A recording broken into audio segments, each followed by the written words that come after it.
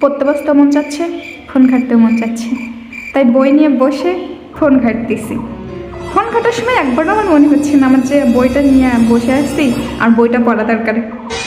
কিন্তু বই যখন পড়তে বসি, বই যখন খুলি, তখন আমার মনে পড়ে এই শব্দের মিনিং দেখা দরকার, এই শব্দের মিনিং কী হবে।